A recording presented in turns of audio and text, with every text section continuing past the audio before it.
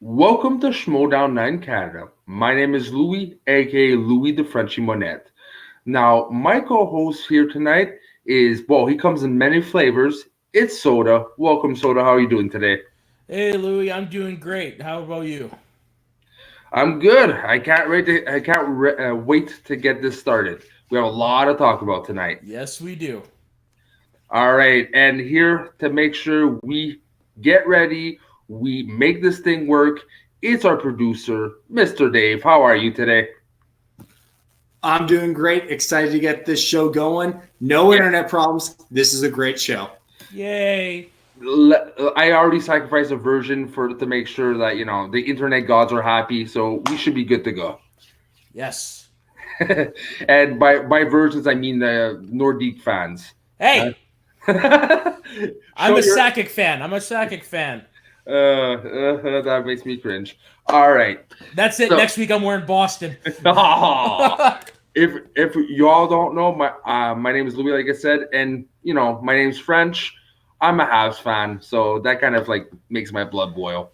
My name is Matt Metzier also, but I'm French too, but I'm a Canucks fan. I just have a lot of hockey jerseys. All right. Well, this is not hockey talk. This is, well, Schmoedown Night Canada. So let's talk about a bit of Schmoedown. The first thing I wanted to talk about tonight, well, was the live event, right? It started out with Burning Droogs versus basically usual suspects. Robert Meyer Burnett versus Guy. Really interesting matchup. They set it up before with the whole video thing. Uh, the whole, Robert My Burnett, you only think about yourself. This is time for us, for the family. And it really got showcased well in the opening. This is going to be a very good rivalry that they're setting up. What are your thoughts, first off? Well, it's definitely refreshing seeing Andrew Guy as a face. Everybody's wanted to cheer him before, but now we've got the reason to. Hmm. But yeah, no, you're right. It's definitely going to make a good rivalry, mostly because there is that history there with Burnett being the former manager and not really guiding them to really that much success, even though they made it to what, the second round last year, Yeah, right? yeah. So I mean, yeah. So there's definitely that to play off of, and you got two very loud personalities, so it's definitely going to make for an entertaining time. And yeah, so I'm actually looking forward to seeing where this progresses. And in that vein, also, I I'm very vocal. I'm not the biggest fan of Robert Meyer Burnett.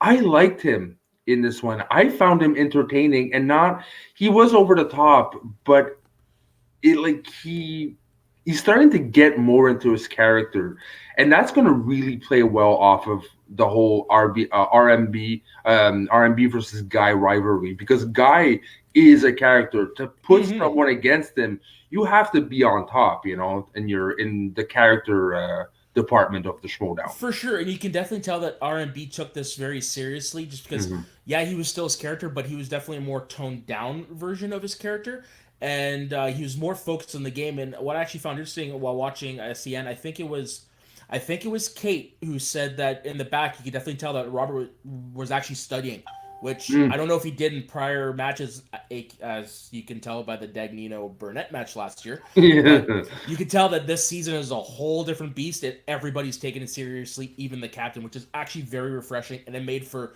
a better than expected match because I was one of those who said, guy's gonna kill him. Yes, well, pretty much everyone thought, except probably RMB himself. He Yeah. knew he was going to kill it. And he demanded respect. He had a Hmm. presence, you know. There was, like I said, he was a bit more serious. He was still over the top, but not as James Bond villainish Yeah, as yeah, he yeah. was before. Now, talking about RMB, he did showcase a lot of James White. I was surprised, I was not expecting to walk in with him, but not just walk in with him, make him really a mouthpiece, Hmm. and he did pretty good. But I'm still questioning, is it just because he banked all his money on James White, so it's like, hey, or he knows something we don't?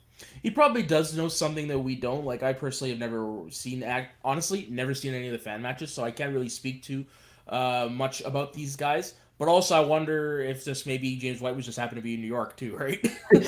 Yeah, not just happy in New York, happy to be in the Schmoedown Oh, for from sure, for sure. first appearance. Bam, you got a live event. That's Yeah, pretty no cool. kidding. Yeah, definitely. I wasn't expecting anybody to come down with Burnett and to see James White. It's like, okay, This is different. And also James White defending Burnett, like being when the whole crowd was against him.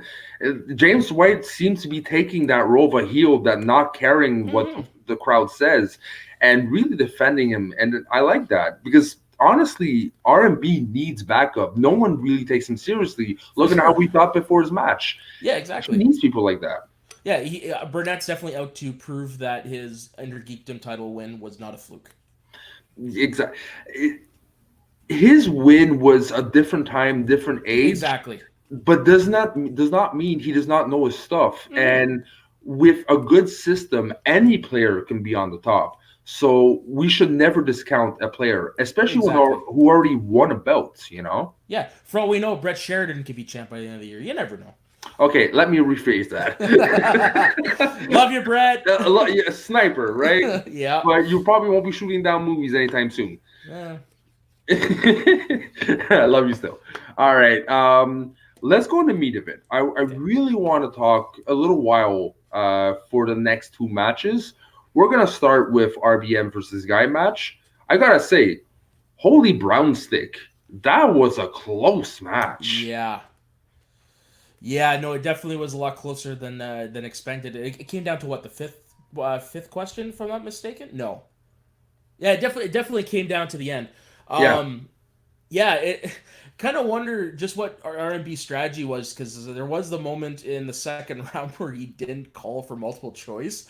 Wondering if he just forgot or if that maybe that was his strategy, because you could tell it definitely screwed Guy up, because he even said, like, look, can you give me some multiple choice here? Well, you know, it might be unplanned luck in a sense, or it might be like really trying to rattle a Guy, and that's not easy to rattle Guy. You got to do something good. But at the same time, I think that Robert My Burnett was just really, you know, in the moment of it and kind of forgot certain things. He's a manager, not a player. That's true. You know, he did a lot of IG stuff, but he's not a player per se. So when you're not playing, the lights are on, the crowd is there. You get, you know, in the emotion. There's things that might slip up, you know? For sure. If I'm not mistaken, it's only been his second match in like 3 years. So yeah, of course, and first live match too. So anybody can get you know, deer in the headlights syndrome there. Yeah. And let's start with like the round one.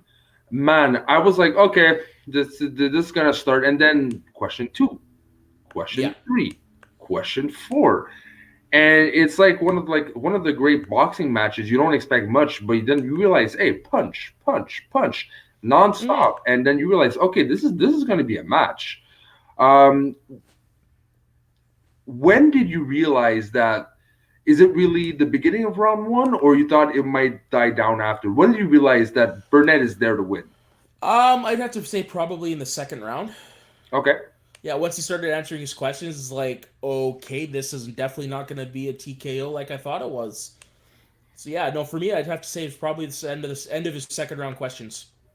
Yeah, and Dave just pointed out the only question he missed in round 1 was the Who Framed Roger Rabbit question. Yeah, and that was a hard one. I'm not the best in trivia, but usually round 1 not that bad, and I could never find it. Guy was stumped. I knew the answer, but that's because it's my favorite scene in the movie. I'm a big Daffy Duck fan. Oh, sorry, Mr. Big Shot Dave. Hey, Dave, come on in. Come on. Come on. Yeah, quick. Like I knew it. You know, no big deal, but like it's an iconic scene. It is. It's definitely not the hardest question you could ask for that movie, but hey. But for like let's be honest, Guy and Burnett is a not like kind of second tier players. They're really good players, but we're not going to pitch questions that are going to go in the minutia of it. So for that kind of second caliber player, it's still a hard question. Fair enough. And let's go to round 2. Now, Dave, just remind us, what categories did they spin?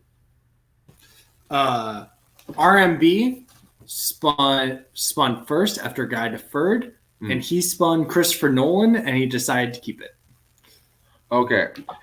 Was that a smart move, you think? Would have RBM actually win the match if he would have spun something else, in your opinion? That's kind of hard to say because really that, as Roca has said, it's really the second round that's the make or break. So you could spin your strength and you could still lose, right? So it is really hard to say. I would have probably gone with no. I think Nolan was the best shot because Burnett's a filmmaker, and I believe Nolan would be someone he definitely would have studied. So True. yeah. True. And what did Guy spin again? Guy spun. First, he spun Stanley Kubrick and then spun away and landed on Kurt Russell. Now, how often has Stanley Kubrick been asked? Because, there's a short, limited film. So at one point, there's going to be very detailed things, but there hasn't that much questions on. Kubrick's actually got a pretty big filmography, but with him though, I think it's more of a niche category. There's not that many people who probably would have gone for it. Cushing, I think, would have. Merle would have, but yeah, it's definitely not a popular category because it is a very, very hard one because his movies are, in my opinion, hard to sit through. True. And Dave has a point, though. All the questions are back in, so all the general ones are back in. Exactly. And this is honestly a category, if you're not strong in, you hammer out studying on it. You got a category that not many people have. Mm-hmm. In the future, it might be a good strategy for a player to take that category and make it their own, especially we're back to zero. Yeah, for sure. And then, of course, with the advent of new categories or whatever, there's definitely going to be a wider breadth. But, Kubrick would definitely be one I personally would have spun away from. Not my strength. I've maybe seen one Stanley Kubrick film in my life. Sorry, Clockwork Orange. I can't finish The Shining, but that's just me. All right, so Nordiques, Boston, hasn't watched many Stanley Kubrick. All right, co-host for one episode. So hey. All right. I myself, I don't know if I would have took that category, but it's something I think I would have eased to study in. But do you remember what other categories there were on the wheel? No, I actually, that's one thing I never actually noticed. Well, it's also really hard. They weren't using the standard wheel. They're using the old school wheel, so it was really hard to see. True. Yeah, that's true. And it's the commentators had to ask every time. So yeah, for sure. We can't see it as well. But now, after round 2, it was tight. It was still tight. In the round 1, bam, round 2. I was going to say, look, we'll see how it goes. 12-10. R&B is back. Seriously, what a performance. Again, I'm going to repeat myself, but everyone expected Guy to, even Guy expected Guy to destroy R&B. And it did not happen that way. And I couldn't be more happier because the more we have tighter matches like that, the more unexpected the season's going to go. If it starts out with R&B blowing our minds, imagine what the rest of the season can bring us, Right? Yeah, and like I said, everybody's taking it seriously, so I doubt we're going to have that many KOs this year compared to like how it ended last year and stuff. I got a feeling more matches are going to be tighter this year. Yeah, I completely agree. And that also shows that the potential for rookies, if RMB, takes it that seriously now to study, I can only imagine what he's doing for his newbies because he has a couple newbies he can work with. So they might be a better faction contender than we thought they're going to be. A lot of people bash on what he did with James White second round and all the other picks. They might be a dark horse now. No, for sure. I'm definitely not going to count any of the factions out, right? Because really, it's just the beginning of the season. I'm going to use hockey here. Like, look at the Toronto Maple Leafs and the New York Rangers of the late 90s, early 2000s. They had all the big players, but they never really went anywhere. So you can't really count anybody out. No, for sure. So now let's go to the third round. Anything that popped in third round for you?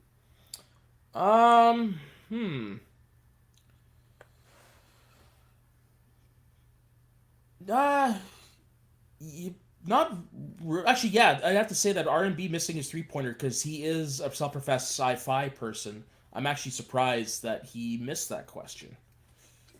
Yeah, I don't remember what Dave. Do you remember what question that was, or could you look it up?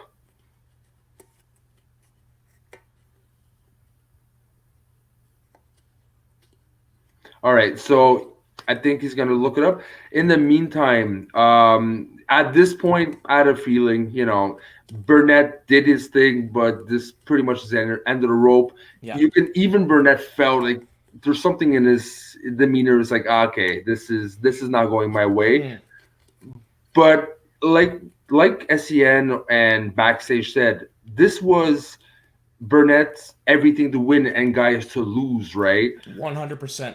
So it was impressive. Yeah, it was definitely the inverse of Merle Guy.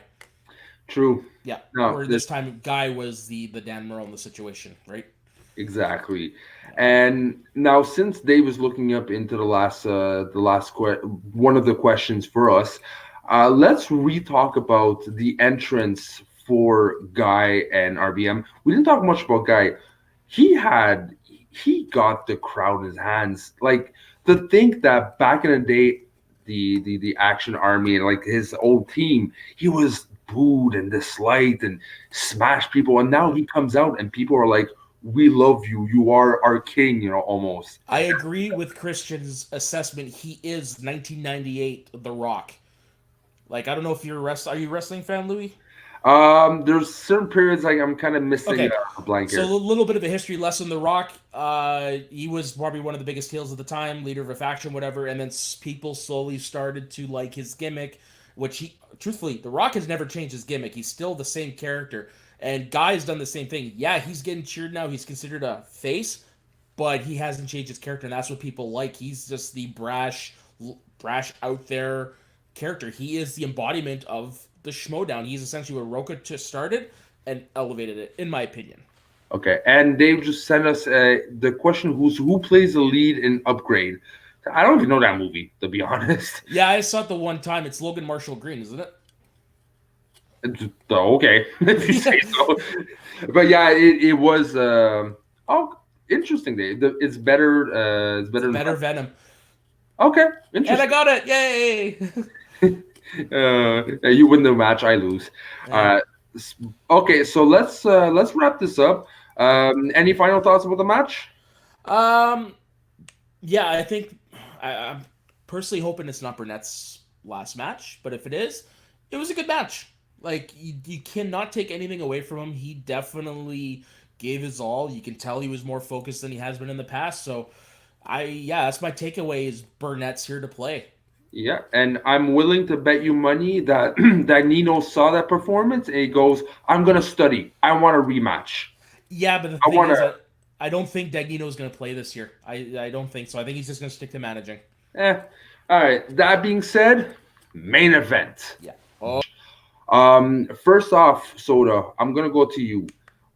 What did you feel like? What was the vibe before going into the match? It was definitely a big match vibe. It was. Yeah, that's definitely what it was. It was a big match vibe because you had the two heavyweights. You had the three-time former champ versus the former champ, the Mr. Free-for-all himself, and then the unproven commodity, the Kid, who everyone's been touting as the next big thing. It definitely felt like a WrestleMania main event. It really did. Yeah, it was definitely a match that could have easily have main evented spectacular. Yeah, it's like an accumulation of all the seasons past, all the tweaks and what could have been. Like, this is the best match personally we had in a long time. And Merle, I'm so happy to see him again. I am so happy to see that he's going to continue forward being a strong dominant. But I'm so happy to see there's other players sneaking up Yeah, that and are joining him. and to think this almost didn't happen because the original main event was Mara and Smets, and Yeah. Dan said himself he was going to focus on Geekdom, so this almost didn't happen. Yeah, and like they've just pointed out, everyone went perfect up to the 5, and Dan and Kid missed, but Bibbs got a perfect round. That's true. Like, Bibbs was on fire. He was for sure. on kill mode. Yeah, and I follow him on social media, and you could tell he was definitely nervous going into the match. But I mean, like, who wouldn't be? You're going up against the GOAT in a situation where he's never lost. Yeah, they gave Dan Merle is run for his money, and there's not a lot of players except a couple of not flukes, but things in the sky that was not supposed to happen, like Guy. But most people don't have the ability to make Dan sweat. They made Dan sweat. Oh yeah, no kidding at all. But you know what? A focused Dan is a very. It's not someone you want to face.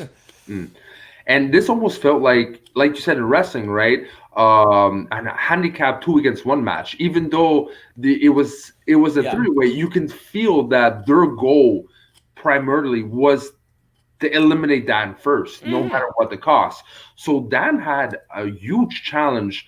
Basically, had to fight off two people at the same time, being the lone wolf in his corner. Oh yeah, for sure. Dan was the super heavyweight that everybody else ganged on to try to eliminate from the Royal Rumble. That's what it was. Yeah, it really was. Now we already talked about the round one. Dave, could you run down who got what in the spin the wheel round? So first up in round 2, both Dan and Bibbs deferred, leaving it to the kid, who first spun Middle Earth, but then respun to get horror. Yeah, that's true. He self-proclaimed is not a horror fan. Did he do a bit of studying? Maybe, because he did good. He really, and they were not hard questions, but you still had to know a couple of things about horror movies to be able to answer those. Yeah, no, for sure. Sometimes I notice you can just get away with just your basic knowledge. So I think that, in my opinion, that might be just what the kid did. But yeah, you're right. For all we know, he could have studied horror and without watching a whole lot. So yeah. Yeah, true. And like we talked about before, it was a handicap match because at one point Bibbs went like, I challenge for him. You're not even a teammate, but he challenged, and it was a good challenge. He was right. Oh, 100%. And we're going to talk about the challenges a bit later, but the challenges are going to change the game because Bibbs and even Merle played it in a way that we've never seen him play before, So again, this match is the perfect example of what we've seen in the past and what we're going to see in the future. Yeah, it's a stepping stone to what to look forward to. Now, anything else to talk about the kid for his? No, I think you know what. It surprised me. Definitely got a pretty good round 2 there. All right. Now Dan spun Portman. That was a courageous choice. Oh, for sure. That was really a courageous choice because when it comes like the specific actors, it's either very broad or very precise. Like, and that can be deadly. But Merle, not a problem for him. Yeah, for sure. I would never count Merle out on any category, to be honest. Like, I mean, the guy is a professional movie reviewer, and he's into those art house films, which Natalie Portman does a lot of. So, yeah, I'm not surprised he did well at all in this round. Frankly, I'm not surprised Dan does well ever. So, yeah, definitely not a shock for me that he did good in this round. Yeah, and now let's talk about that for 2 seconds. Yes, in this match, also in general. Where do you think he's going to go this season? Because now that they have a full faction, Dan was always the heel, right? Dan always the face. I have a feeling that Dan could maybe go a bit more heel this season because he seemed to have an energy at the same time that it was a much more confrontational energy, in my opinion. Anything is possible, but I have a hard time seeing Dan as the heel because that's not Dan Merle. That's just not who he is. I mean, yeah, the heelish tendencies that you saw that's just the competitor in Dan. That's not really a character. So I honestly don't see him going heel. If anybody, I could see Riley going heel in that faction. Well, that was if you haven't, like I said, subscribed yet to our Schmoes on the North page, I put up a poll saying who we would like to see heel this year. And someone came up with the Red Sun Superman vibe that that Riley would go bad. And I would love that. I would really love to see Riley go and really change up his game because he was good, but I always find him a bit, a bit too low key for Yeah. me. The closest we've ever seen was right before his title match against Roca that he won. When Roca tried to crash the interview and Riley just lost it. That's the closest we've ever seen come to heel, and I liked it. And I want to see where a heel Riley would go, especially with with his old partner as the commissioner. Like that would be a great dynamic. But that's besides the point. Let's reel it back Yeah. the three-way match. Let's go to Bibbs. What did he spin? Oh, and thank you, Dave. You are a man of action. It was right there. So Bibbs spin Oscars. Yeah, Bibbs and Oscars. What a surprise! He knows his stuff in Oscars. I probably be my downfall personally for with that category, but he did pretty well. No, for sure. Yeah, no, I'm in the same boat as you. It definitely would have been one of my weaker categories personally. But yeah, that's another thing. Like when I find that the movie reviewers have easier times, especially with categories like this, because that is what they do for a living, right? And yeah, and Bibb's breadth of knowledge is just insane. Like if I was a betting man, I'd never bet against him. Yeah, same here. Now, just to go to the round three, because we have to wrap the three-way match conversation a bit. That was, I honestly, in my head, it was going to be Merle, Bibbs, the kid. Mhm. When the kid eliminated Bibbs, what a moment of declaration of what the kid is going to do this season. He's No kidding. evolved. He might surpass the master at one point. Yeah, no, 100% for sure. If you contrast him to where he was at this point last year versus this, 100%. Yeah, with the right tutelage, with Bibbs in his quarter, yeah, easily going to be a singles champion. Like it was an impressive moment for him to defeat his partner and former champ. Like, yeah, I would definitely wasn't expecting that. I thought for sure would have been down to Bibbs and Merle, like you. Yeah, and the kid gave Merle a run for his money. Mm-hmm.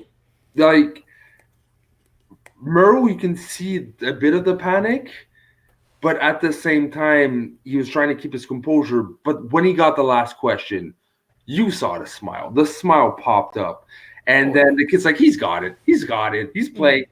So it was he won it. Everyone thought he was gonna win it, but not that way. And I'm really happy. Two good back-to-back matches Yeah. that expected kind of personally. I was expecting blowouts a bit on both sides, and not be always like a ping pong match in the third and the three-way. But wow, what a live event! What a good way to start the Yeah, season. no kidding. There was only 2 points separating the winner and the second place loser. Like I've never seen a triple threat that close. Yeah, and like they've just wrote 27, 26, 25. No, I'm not counting down for no reason. That was a score. That was really tight. Yeah. Yeah, this is one thing I want to talk about for a couple minutes. The challenges. Woof. Yeah, woof, meow, and Yeah. there's a lot of stuff there. A lot of meat to talk about. Not just the bib challenge. Yeah, okay, let's start with the bib challenge. Okay, The one that the first one or the second one? the second one. Okay. The one that a lot of people said, "Oh, Bibbs, you're going heel." I agree with him. I don't know if it was right for the information part of it, but if you have the audacity, if you have the pomp to say, "Sir, this, that," make sure that the title is correct. You don't have to put that title in, but if you want to show off, make sure that information is correct. So if Bibbs had a doubt in his mind, I don't blame him to go forward because that's going to be the future of Schmoedown, going with your gut instinct, and that's what his gut told him. Yeah, for sure. No, that's definitely going to be something you're probably going to see more people challenging with nitpick challenges. And you know what? Bibbs wasn't off by much. They did some research after the event, and it turns out he did become Lord Richard Attenborough a month after Jurassic Park's release. So it was pretty close. But yeah, when it happened in the moment, I remember just yelling at my TV, like, "What the hell are you doing, Bibbs?" And you could definitely see Merle was mad. Like, you don't see him mad often, but he was ready to choke Bibbs. But like you said, in hindsight, the more you think about it, it was a good strategy by Bibbs. He could have thrown Merle off his game, which he didn't, and also it's a great strategy. Like, get him in the fine details. Yeah. personally, the bigger heel move when it came to the challenges was Bateman.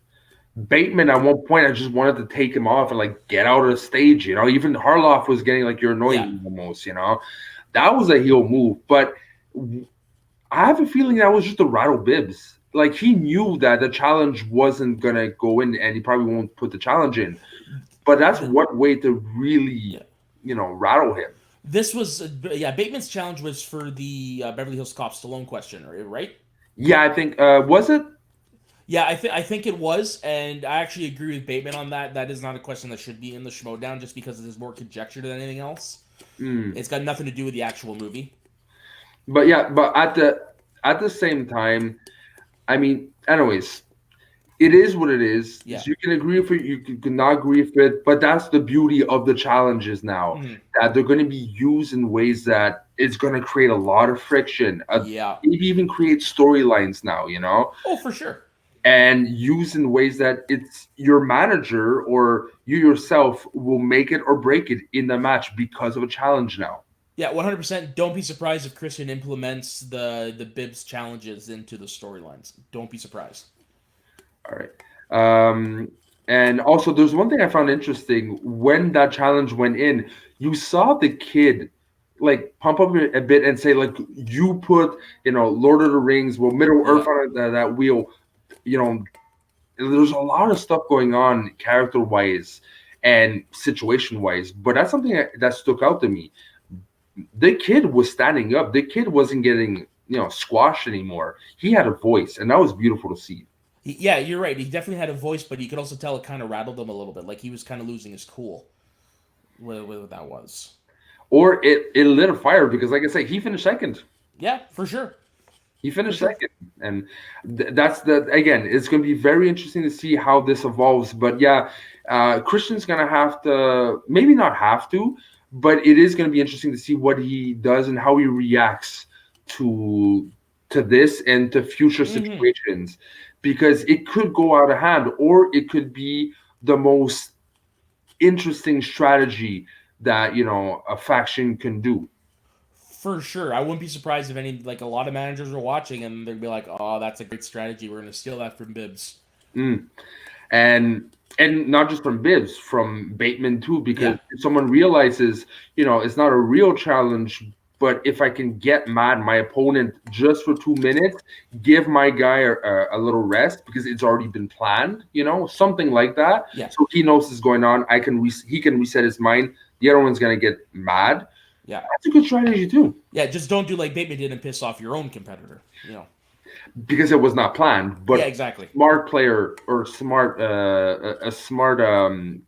manager might use that to his advantage. Yeah, for sure. All right. Now, look, that pretty much wraps it up. I can't wait to see like the points racking. I can't wait to see who's starting to have a better picture, who has a better faction. I cannot wait. This is going to be an amazing season. Yeah, no, I'm with you. I'm curious to see who of these managers has the true diamond in the rough. Like, who's going to be the hidden gem, the hidden star that nobody expected, right? But you know what? Since it is the first episode and we got maybe like 2 minutes, I'm going to ask you and also my man Dave to see who do you think is going to be a surprise? Who do you think is going to stand out? Just gut impression. We're going to start with you, Soda. I'm going to give it to the Bandit, Ben Goddard. I don't think he's going to like win titles or anything, but I think he's going to do better than most people think. All right. Yeah. You, Dave, what's up? Paul Preston will have not one, but 2 belts this year. All right. Oh, that's a bold prediction. He's not going to keep them, but he'll have them. No, all right. For sure. That's good for me because I got Tom in one of my teams. So yeah, there you go. And for my end, before I would have said Robert Parker because he's the next big thing. One guy is really impressing me, and not just because he joined our page, but I've seen the work he's putting into it. Shandru might be a very interesting dark horse because I'm looking at the way he studies, and I'm helping him with questions, and a lot of Yeah. people in his community is helping him with questions. But he's taking this seriously. He's not just going like, "Oh, can no." He's asking for specific things, and people are jumping in. And I'm looking at the rate. Like I posted like 5, 10 questions. I'm looking at the rate he's answering. It's like bing, bing, bing. He is entering everything in from his own mind, one after the other. So Oh, he's been wow. putting in the work.